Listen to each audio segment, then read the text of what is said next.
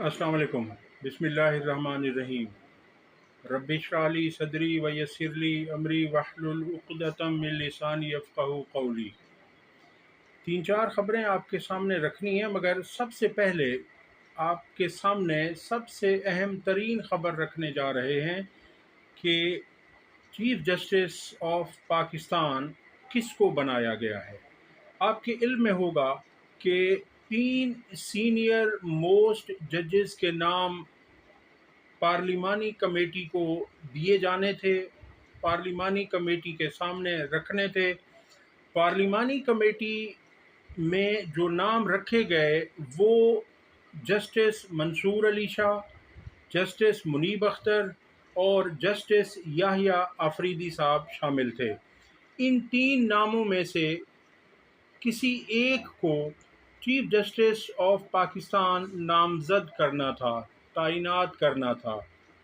آپ کے علم میں ہے کہ حکومت نے جو یہ ساری فسطائیت کی، ظلم کیا، جبر کیا، آئین کو تباہ کیا، آئینی حقوق کو، انسانی حقوق کو پامال کیا گیا، تو اس کی وجہ کیا تھی؟ اس کی وجہ ایک تو یہ تھی کہ اپنے اقتدار کو دوام بخشنا، دوسرا قاضی فائز عیسیٰ کو آئینی عدالت کا سربراہ لگانا اور ان کی عمر کو 3 سال کی توسیع دے کر مزید انہیں 3 سال تک پاکستان کی عوام پر اور سپریم کورٹ پر مسلط کیے رکھنا تھا۔ اور تیسری جو ان کی وجہ تھی مین، وہ یہ تھی کہ جسٹس منصور علی شاہ کو کسی صورت چیف جسٹس نہ بننے دینا، اور اس کے علاوہ ملٹری کورٹ میں عمران خان صاحب کا ٹرائل کرنا تھا، تحریک انصاف کو مکمل طور پر ختم کرنا تھا۔ یہ ان کے مقاصد تھے، یہ ان کی سازشیں تھیں اس غیر آئینی ترمیم کے پیچھے، بلکہ کچھ لوگ تو اسے شیطانی ترامیم کا نام بھی دے رہے ہیں، وہ نام بھی بالکل جائز ہے۔ اب جب یہ 3 نام، چونکہ ان کا مطمع نظر یہ تھا کہ جسٹس منصور علی شاہ اور جسٹس منیب اختر کو کسی صورت آنے نہیں دینا، تو انہوں نے وہ 12 رکنی پارلیمانی کمیٹی بنائی، جس میں 8 لوگ حکومت کی طرف سے شامل کیے گئے تھے اور 4 اپوزیشن کے انہوں نے رکھے تھے۔ اب اس میں 8 ارکان قومی اسمبلی ہونے چاہیے تھے اور ہونے تھے اور ہیں، اور 4 اس میں سینیٹرز تھے۔ اب جو حکومت کی طرف سے 8 لوگ شامل کیے گئے، ان میں احسن اقبال، خواجہ آصف، شائستہ پرویز ملک یہ ارکان قومی اسمبلی ہیں، اور اعظم نذیر تارڑ سینیٹر ہیں۔ 4 یہ ہو گئے نون لیگ کی طرف سے۔ پھر اسی طرح سے راجہ پرویز اشرف، نوید قمر یہ 2 قومی اسمبلی کے رکن ہیں، اور فاروق ایچ نائک سینیٹر ہے۔ اسی طرح سے ایم کیو ایم کی طرف سے رانا انصار ہیں، اور کامران مرتضیٰ سینیٹر ہیں جے یو آئی فے کے، اور اسی طرح سے پی ٹی آئی کی طرف سے انہوں نے نام دیے تھے 3 کے، بیرسٹر گوہر اور صاحبزادہ حامد رضا ارکان قومی اسمبلی، اور بیرسٹر علی ظفر کو سینیٹر کے طور پر اس میں شامل کیا گیا تھا۔ مگر تحریک انصاف نے اس کمیٹی کا رکن بننے سے انکار کر دیا، اور میرا کہنا بھی یہی تھا، پچھلی ویڈیو میں عرض کر چکا ہوں کہ یہ تحریک انصاف نے بہت اچھا کیا، کیونکہ حکومت چاہتی تھی کہ تحریک انصاف کو لالی پاپ دیا جائے، عوام کو بے وقوف بنایا جائے، اور اس ساری کہانی کو لیجیٹیمیٹ قرار دیا جائے، اسے جائز قرار دیا جائے، قانونی قرار دیا جائے۔ مگر تحریک انصاف نے بہت اچھا کیا۔ اب یہ پتہ نہیں کہ نام تحریک انصاف کے جو 3 دیے گئے تھے اس کمیٹی کے لیے وہ کون تھے، کیونکہ اس میں واضح طور پر، اور اس کا انتخاب 2/3 اکثریت سے ہونا تھا، تو وہ حکومت کی آلریڈی اس میں 2/3 اکثریت ہے۔ بلکہ 8 لوگ تو میں نے نام لیے، 4 نون لیگ کے، 3 پیپلز پارٹی کے، 1 ایم کیو ایم کا، اور 1 جمعیت علماء اسلام کا بھی وہ انہی کی طرف جانا تھا۔ تو اس لیے تحریک انصاف کا اس میں شامل ہونا نہ شامل ہونا ایک ہی بات تھی، بلکہ شامل ہونے میں نقصان زیادہ تھا۔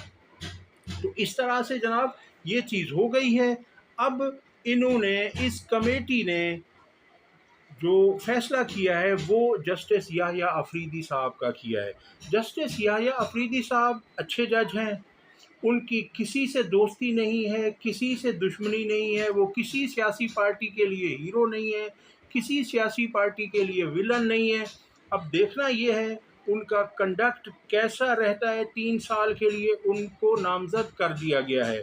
اب 3 سال تک انہوں نے دیکھنا ہے کہ وہ ملک کے سپریم کورٹ کو، آئین کو، قانون کو کس طرح سے لے کر چلتے ہیں۔ اگلی خبر آپ کے سامنے رکھتے ہیں کہ جو آئینی ترامیم کی گئی ہیں ان کا پہلا نتیجہ آپ کے سامنے رکھنے جا رہا ہوں، اور وہ نتیجہ یہ ہے، پہلا تو یہ نتیجہ ہے کہ اختر مینگل صاحب کی party B N P Mengal جو ہے، ان کے جو سینیٹر تھے قاسم رونجو صاحب، انہوں نے پریس کانفرنس کی ہے راجہ علامہ ناصر عباس اور سردار اختر مینگل کے ساتھ کھڑے ہو کر، جس میں ان کا کہنا تھا کہ مجھے کچھ طاقتور لوگ آئے، وہ اٹھا کر لے گئے اور 6 دن تک انہوں نے اپنے پاس رکھا۔ 2 مرتبہ میرا ڈائلیسس بھی کروایا گیا اور مجھے علاج معالجے کی سہولت بھی دی گئی۔ میں نے انہیں کہا کہ مجھے گھر جانے دیں تو انہوں نے ایسا کرنے سے منع کر دیا۔ تو یہ میں آپ کے سامنے ان کی 52 سیکنڈ کی ویڈیو ہے، یہ ذرا آپ سن لیجئے ذرا۔ تفصیلات کوئی خاص نہیں ہے، یہ زوراور لوگ تھے جو بھی تھے، جہاں سے بھی آئے تھے۔ 6 دن مجھے مہمان بنایا، 6 دن 7 دن۔ وہ مچھروں کے کاٹنے سے، ایک پہلے میں ڈائلسس کا مریض ہوں، اور اس حالت میں مجھے 2 دفعہ ڈائلسس بھی کروایا، لے گئے تھے اسپتال۔ اس کے بعد مچھروں کے اندر سے ملیریا ہو گیا، اور اس ملیریا کے اندر پھر لے گئے اسپتال۔ تو یہ تو سلسلے انہوں نے کیے، ان کا اخلاق تھا، برحال جو بھی ہے۔ لیکن میں یہ کہہ رہا ہوں کہ مجھے گھر چھوڑو، میں بھاگ تو نہیں جا رہا ہوں پاکستان سے۔ میں نہیں 4 دن مہمان ہو، 2 دن ہمارا بھی کھانا کھاؤ، پلانا دن کھائے، یہ اس قسم کی باتیں رہی۔ جی، تو آپ نے سن لی وہ خود کیا کہہ رہے ہیں۔ تو اس سے پہلے تو اس آئینی ترامیم کی جو کریڈیبلٹی ہے، جو اعتبار ہے، جو اس کی لیجیٹیمیسی ہے، اس پہ سوالات اٹھ گئے ہیں کہ کس طرح سے لوگوں کو اغوا کر کے، لالچ دے کر، پیسہ دے کر، دھمکا کر ان سے ووٹ حاصل کیا گیا ہے۔ تو یہ مجھے کبھی امید ہے، اور یہ یحییٰ آفریدی صاحب کا بھی امتحان ہے کہ وہ اس امتحان سے کس طرح سرخرو ہوتے ہیں۔ اس آئینی ترمیم کو اڑ جانا چاہیے۔ اگلی خبر یہ ہے کہ اس آئینی ترمیم کے نتیجے میں سپریم کورٹ میں اپیل دائر کرنے کی فیس 50,000 سے بڑھا کر 10 لاکھ روپے کر دی گئی ہے۔ یہ ہے جناب پہلا ثمر جو عوام کو دیا جا رہا ہے۔ کہتے یہ تھے کہ اس سے بہت سبک رفتار انصاف ملے گا، تیز رفتاری سے انصاف عوام کی دہلیز تک پہنچایا جائے گا۔ اب پہلا انصاف آپ کو یہ دیا گیا ہے کہ آپ کھانے کو ترس رہے ہیں، میں اکثریت کی بات کر رہا ہوں، ہماری عوام 50% عوام خط غربت سے نیچے جا چکی ہے، ایک وقت کے کھانا نہیں کھا سکتے وہ، یعنی کہ ایک وقت رات کا کھانا انہیں اسکپ کرنا پڑتا ہے، اور ان کے اوپر اگر ان کو مجبوری میں پہلے کوئی پٹیشن دائر کرنی ہوتی تھی تو وہ 50,000 میں اب انہوں نے ماشاءاللہ سے 10 لاکھ روپے کر دی۔ آپ کے سامنے رکھنے جا رہا ہوں کہ سینٹ سے آرٹیکل 186A میں ترمیم بھی منظور کر لی گئی ہے، جس کے تحت ہائی کورٹ کے فیصلے کے خلاف سپریم کورٹ میں اپیل دائر کرنے کی فیس 50,000 روپے سے بڑھا کر 10 لاکھ روپے کر دی گئی ہے۔ آئین کے آرٹیکل 187 میں ترمیم کے تحت سپریم کورٹ کے زیر اختیار اور استعمال کردہ دار اختیار کی پیروی کے علاوہ کوئی حکم منظور نہیں کیا جائے گا۔ آئینی ترمیم میں کہا گیا ہے کہ سپریم جوڈیشل کونسل کو ہائی کورٹ کے ججوں کی سالانہ بنیادوں پر کارکردگی کا جائزہ لینے کا اختیار ہوگا۔ اب دیکھ لیجئے آپ، انہوں نے عدلیہ کو سیاستدانوں کے زیر اثر کر دیا ہے۔ کنٹرول اب عدلیہ کے ججز کو یہ سیاستدان کریں گے۔ مجھے آپ بتائیے، جو انہوں نے پارلیمانی کمیٹی بنائی ہے جس میں 12 لوگوں کو انہوں نے شامل کیا ہے، جس میں 4 سینیٹرز ہیں، 8 ارکان قومی اسمبلی میں، ان ارکان قومی اسمبلی کو قانون کی الف بے کا نہیں پتہ۔ یہ سپریم کورٹ اور ہائی کورٹ کے ججز کی تعیناتی کریں گے۔ یہ ظلم نہیں ہے تو اور کیا ہے؟ اور اس میں بہت سے لوگ ایسے ہیں ارکان قومی اسمبلی جو الف بے پڑھنا نہیں جانتے، وہ اعلیٰ ترین عدلیہ کے ججوں کا انتخاب کریں گے، وہ ان کی تعیناتی کریں گے، وہ ان کی کارکردگی کا جائزہ لیں گے۔ آپ سن لیجئے، ہائی کورٹ میں جج کی تقرری غیر تسلی بخش ہونے پر کمیشن جج کو کارکردگی بہتر بنانے کے لیے ٹائم فریم دے گا۔ سبحان اللہ۔ وہ کہا جاتا ہے نا کہ جس کا کام اسی کو ساجھے۔ اب جو جس کا کام ہے آپ اسے کرنے دیں۔ چلے ہم 4 جو سینیٹرز ہیں وہ قانون کو جانتے ہیں، بیرسٹر علی ظفر ہیں، فاروق ایچ نائک ہیں، اور اسی طرح سے اعظم تارڑ ہیں، تو ان لوگوں کو تو آپ چھوڑ دیجئے، کامران مرتضیٰ ہیں، ان کے علاوہ جو آپ نے 8 لوگ شامل کیے وہ تو قانون کی الف بے سے بھی واقف نہیں ہے۔ اب وہی لوگ کارکردگی ہائی کورٹ کے ججز کی جانچیں گے، اس کی جانچ پڑتال یہ سیاستدان کریں گے، اور اگر کارکردگی بہتر نہ ہوئی اس جج کی تو اسے ٹائم فریم دیا جائے گا، اور ٹائم فریم میں جج کی کارکردگی دوبارہ غیر تسلی بخش ہوئی تو پھر رپورٹ سپریم جوڈیشل کونسل کو بھجوائی جائے گی۔ اس سپریم جوڈیشل کونسل میں بھی حکومت کے لوگ شامل ہیں، وہاں بھی حکومت کی اکثریت ہے۔ اب ان کی کارکردگی کو جانچنے کا معیار کیا ہوگا؟ معیار یقیناً یہی ہوگا کہ حکومت کی کارکردگی کے لحاظ سے آپ حکومت کے کتنے وفادار ہیں۔ آپ کی وفاداری ہی آپ کی کارکردگی ہے۔ آرٹیکل 177 میں ترمیم کے تحت دوہری شہریت کے حامل شخص کو سپریم کورٹ کا جج نہیں بنایا جائے گا۔ سپریم کورٹ کا جج بننے کے لیے ہائی کورٹ میں بطور جج 5 سال کام کرنے کی حد مقرر کر دی گئی ہے۔ اب یہ انہوں نے کھلواڑ کیا ہے آپ کے آئین کے ساتھ، اور اب آپ نے دیکھنا ہے کہ انہوں نے آپ کو کیا دینا ہے آنے والے وقتوں میں۔ اگلی خبر میں آپ کے سامنے رکھنے جا رہا ہوں، اور وہ خبر یہ ہے کہ قاضی فائز عیسیٰ نے جاتے جاتے جو کام کیا ہے، جو اپنا بغض دکھایا ہے تحریک انصاف کے خلاف، تو تھا ہی تھا، وہ تو روز روشن کی طرح عیاں تھا ان کی دشمنی قاضی صاحب کی، مگر آج قاضی صاحب نے اپنے ساتھی ججز خصوصاً جسٹس منصور علی شاہ کے خلاف جو الفاظ استعمال کیے ہیں وہ بھی شدید قابل مذمت ہیں، اور قاضی صاحب نے اداروں کو خصوصاً الیکشن کمیشن کو اکسایا ہے کہ آپ بھی اس فیصلے کو جو مخصوص نشستوں کے کیس میں 12 جولائی کو اکثریتی سپریم کورٹ کے 8 ججز نے فیصلہ دیا تھا، اس سے بھی روک رہے ہیں کہ آپ اس کے پابند نہیں ہیں۔ کل انہوں نے یہ اپنا اختلافی نوٹ تحریر کیا ہے، وہ میں آپ کے سامنے رکھنے جا رہا ہوں، آپ دیکھ لیجئے۔ اکثریتی فیصلے پر عمل درآمد ضروری نہیں، مخصوص نشستوں کے فیصلے میں اقلیتی ججز کے اختلافی نوٹ۔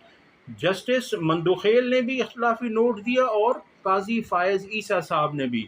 سپریم کورٹ میں دائر مخصوص نشستوں کے کیس میں 2 ججز کا اقلیتی تفصیلی فیصلہ جاری ہو چکا ہے۔ چیف جسٹس قاضی فائز عیسیٰ اور جسٹس جمال مندوخیل نے اقلیتی تفصیلی فیصلہ جاری کیا، جبکہ جسٹس فائز عیسیٰ نے اقلیتی فیصلے میں اضافی نوٹ بھی لکھا ہے۔ قاضی فائز عیسیٰ نے 14 صفحات پر مشتمل اختلافی نوٹ تحریر کیا، جس میں ان کا کہنا تھا کہ فیصلے میں آئینی خلاف ورزیوں اور کوتاہیوں کی نشاندہی میرا فرض ہے۔ ایک تو سب سے بڑی بیماری قاضی صاحب میں یہ ہے کہ وہ خود کو عقل کل سمجھتے ہیں۔ وہ کہتے ہیں میں جو سمجھتا ہوں میں صحیح ہوں، اور آئین صرف میں ہی جانتا ہوں، باقی کوئی پاکستان میں نہیں جانتا۔ وہ کہتے ہیں توقع ہے کہ اکثریتی ججز اپنی غلطیوں پر غور کر کے انہیں درست کریں گے۔ اب آپ اندازہ کیجئے جو یہ 4 ججز تھے جو اختلاف کیا، اس میں یہ اکثریتی ججز کو کہہ رہے ہیں کہ آپ غلط تھے، آپ اپنی غلطیوں کو درست کریں۔ انہوں نے کہا کہ اختلافی نوٹ میں لکھا کہ پاکستان کا آئین تحریری ہے اور آسان زبان میں ہے، مگر آپ لوگ یہ سمجھ نہیں سکے۔ ان کا کہنے کا مقصد یہ تھا۔ باقی اکثریتی ججز کو یہ کہہ رہے ہیں۔ قاضی فائز عیسیٰ نے مزید لکھا کہ امید کرتا ہوں اکثریتی ججز اپنی غلطیوں کی تصحیح کریں گے۔ برادر ججز یقینی بنائیں گے کہ پاکستان کا نظام آئین کے تحت چلے، جس طرح انہوں نے آئین کے تحت پاکستان کو چلایا ہے جب سے یہ چیف جسٹس بنے ہیں۔ اس آئین کے تحت تو ہم کہتے ہیں کہ کوئی بھی نہ چلائے، کیونکہ ان کا جو آئین تھا قاضی صاحب کا، اس آئین کے تحت جتنا ظلم پاکستان پر ہوا، جتنی انسانی حقوق کی پامالیاں ہوئی ہیں، سب کچھ قاضی صاحب کے سامنے تھا۔ قاضی صاحب دیکھتے رہے، مسکراتے رہے اور آنکھیں بند کر لیتے تھے اور کہتے تھے اچھا ہمیں تو پتہ ہی نہیں ہے، ہمارے سامنے تو کوئی پٹیشن ہی نہیں آئی، کسی نے آ کے ہمیں تو کہا ہی نہیں ہے۔ مطلب یہ اس طرح کی منافقت قاضی صاحب نے کی ہے، اور ان کا دور سیاہ ترین دور ہے ہماری ہسٹری میں۔ پہلے بھی بہت سارے ججز جو تھے وہ اچھے نہیں تھے، اچھے ججز تو کم ہی آئے ہیں، کوئی ایک دو ہی ہیں۔ باقی آپ کسی کو بھی اٹھا کر دیکھ لیں، ثاقب نثار ہو، کوسا ہو، یہ اس کے بعد جو ہے نا منیر ہو، بہت سارے ہیں، آپ جو ہے نا نام لیتے جائیے۔ لیکن جو فائز عیسیٰ نے کیا، یہ سب سے بدترین کام انہوں نے کیا ہے۔ اور اب یہ آگے کیا کہہ رہے ہیں؟ وہ کہہ رہے ہیں کہ امید کرتا ہوں اکثریتی ججز اپنی غلطیوں کی تصحیح کریں گے۔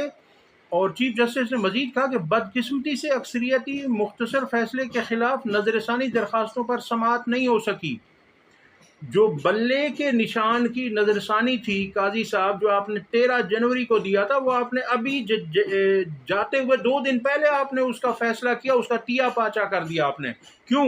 آپ نے کہا کہ ہو سکتا ہے کہ آنے والا کوئی جج تحریک انصاف کے حق میں فیصلہ دے دے تو میں اس امید کو بھی تحریک انصاف کے لیے ختم کرتا جاؤں۔ بہرحال اس کے اوپر پھر جو ہے جائے گی تحریک انصاف، مگر قاضی صاحب نے جو کیا وہ رہتی دنیا تک، وہ تاریخ میں لکھا جائے گا، اور وہ نہایت ہی غلط انداز میں لکھا جائے گا۔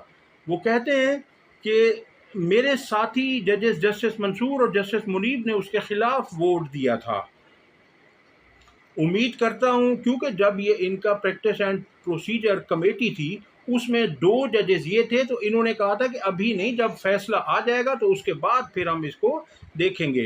امید کرتا ہوں کہ اکثریتی فیصلہ دینے والے اپنی غلطیوں کا تدارک کریں گے۔ امید کرتا ہوں کہ اکثریتی ججز اس بات کو یقینی بنائیں گے کہ آئین کے مطابق پاکستان کو چلائیں۔ سبحان اللہ۔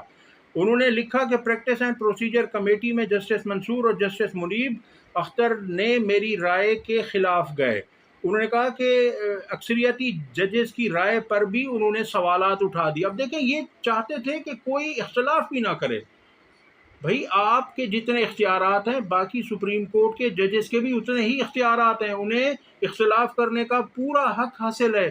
آپ چاہتے ہیں کہ ڈنڈے کے زور پر آپ انہیں اپنا ہم نوا بنائیں، ہم خیال بنائیں، دستخطی جج بنائیں، ایسا نہیں ہو سکتا۔ ہر جج ایسا نہیں ہوتا۔ انہوں نے آگے کہا کہ 8 اکثریتی ججز کے فیصلے کی کوئی قانونی حیثیت نہیں۔ یہ کہہ رہے ہیں، یہ اقلیتی جو لوگ ہیں ان کے فیصلے کی کوئی حیثیت نہیں۔ جو اکثریتی فیصلہ ہوتا ہے اسے بہرحال امپلیمنٹ ہونا ہوتا ہے، وہ ہر صورت میں امپلیمنٹ ہوگا۔ اور وہ کہتے ہیں کہ 8 اکثریتی ججز نے مخصوص نشستوں سے متعلق اپیلیں نمٹائی نہیں۔ جب اپیلیں نمٹائی نہیں گئیں تو کیس زیر التوا سمجھا جائے گا۔ 8 ججز نے اپیلیں زیر التوا رکھ کر پی ٹی آئی اور الیکشن کمیشن کو نئی درخواستیں دائر کرنے کا کہا۔ دیکھیں، سپریم کورٹ نے اس فیصلے میں کہا تھا کہ اگر الیکشن کمیشن کو کہیں کوئی پرابلم ہو، کچھ سمجھ میں نہ آئے تو وہ ہم سے رجوع کر سکتا ہے، ہم اسے سمجھا دیں گے۔ تو اس طرح سے یہ لکھا گیا تھا۔ تو اب یہ کہہ رہے ہیں کہ یہ ایسا کر کے ان 8 ججز نے غلط کیا۔ وہ کہتے ہیں حتمی فیصلہ نہیں ہوا، اس لیے اکثریتی فیصلے پر عمل درآمد نہ کرنے سے توہین عدالت نہیں لگے گی۔ دیکھیں، قاضی صاحب جاتے جاتے الیکشن کمیشن کو راستہ دکھا رہے ہیں، وہ راہ دے رہے ہیں کہ آپ توہین عدالت کریں، اس پہ آپ پہ توہین عدالت نہیں لگے گی، آپ باؤنڈ نہیں ہیں کہ آپ سپریم کورٹ کے فیصلے کو مانیں۔ چیف جسٹس نے لکھا، اکثریتی ججز نے وضاحت کی درخواست کی گنجائش باقی رکھی، واضح فیصلہ تھا۔ اب الیکشن کمیشن جو نااہل لوگوں سے بھرا ہوا ہے، تو جو اکثریتی ججز ہیں انہوں نے اس لیے وہاں ایک لائن لکھ دی کہ اگر الیکشن کمیشن کو ہمارے فیصلے کو سمجھنے میں یا اس کی تشریح میں دقت محسوس ہو تو وہ ہم سے ان چیمبر رابطہ کر سکتا ہے، ہم اسے سمجھا دیں گے۔ یہ بات انہوں نے لکھی تھی۔ وہ کہہ رہے ہیں کہ آگے لکھتے ہیں کہ فیصلہ چونکہ حتمی ہی نہیں ہوا، اس پر عمل درآمد ضروری نہیں۔ انہوں نے مزید لکھا کہ 8 ججز نے چیف جسٹس سمیت دیگر بینچ کے ممبران کو آگاہ کیے بغیر وضاحت جاری کی۔ آپ کون ہوتے ہیں کہ آپ کو وہ پہلے انفارم کریں، آپ کو نوٹس جاری کریں؟ کیونکہ جن لوگوں نے، جن 8 ججز نے وہ فیصلہ جاری کیا، انہوں نے ہی وضاحت جاری کرنی تھی، اور انہوں نے کی، اور انہوں نے کہا تھا کہ اگر آپ کو ضرورت پڑے تو آپ آ جائیں ان چیمبر۔ اب یہ ان کے اعتراضات ہیں۔ آپ ان کا مینٹل لیول آپ چیک کریں، کس طرح کے انٹلیکچوئل تھے یہ۔ ایسے لوگوں کو جب آپ چیف جسٹس بنائیں گے تو پھر آئین کا حال یہی ہوگا، ملک کا حال یہی ہوگا، قانون اس طرح سے روندا جائے گا۔ آگے وہ کیا کہہ رہے ہیں؟ وہ کہہ رہے ہیں کہ چیف جسٹس پاکستان کی اجازت کے بغیر وضاحت ویب سائٹ پر اپلوڈ کی گئی۔ نہیں معلوم پی ٹی آئی اور الیکشن کمیشن کی وضاحتی درخواستوں پر سماعت کہاں ہوئی۔ کوئی سماعت نہیں ہونی تھی قاضی صاحب، وہ سماعت ہو چکی تھی۔ صرف یہ کہا گیا کہ اگر کسی نقطے میں پرابلم ہو تو آپ آ جائیے گا، تو اس میں سماعت کا سوال ہی پیدا نہیں ہوتا۔ اکثریتی ججز میں سے متعدد دستیاب نہیں تھے تو چیمبر میں سماعت کیسے ہوئی؟ اب یہ بھی ایک عجیب سا بچگانہ سا سوال ہے کہ جب وہ موجود نہیں تھے تو یہ آن لائن کس بلا کا نام ہے؟ آن لائن آپ کیوں میٹنگ کرواتے ہیں؟ زوم میٹنگ کیوں ہوتی ہے؟ اس کے ذریعے بھی تمام ججز بیٹھ کر یہ وضاحت لکھ سکتے تھے، وضاحت دے سکتے تھے، اور انہوں نے اسی طرح سے دی ہے۔ وہ کہہ رہے ہیں کہ اکثریتی ججز میں سے متعدد دستیاب نہیں تھے تو چیمبر میں سماعت کیسے ہوئی؟ ججز کی عدم دستیابی کے باوجود وضاحتی فیصلہ جاری ہونا سمجھ سے بالا تر ہے۔ اب یہ قاضی صاحب نے اعتراضات اٹھائے ہیں ان ججز پر۔ آپ دیکھ لیجئے کہ یہ اس طرح کا شخص ہمارا بدقسمتی سے ہمارا چیف جسٹس بنا رہا اتنے عرصے تک، اور عدلیہ کو تباہ و برباد کر کے رکھ دیا ہے۔ اب تک کے لیے اتنا ہی۔ ویڈیو پسند آئی ہو تو لائک اور شیئر کریں اور چینل کو سبسکرائب کریں۔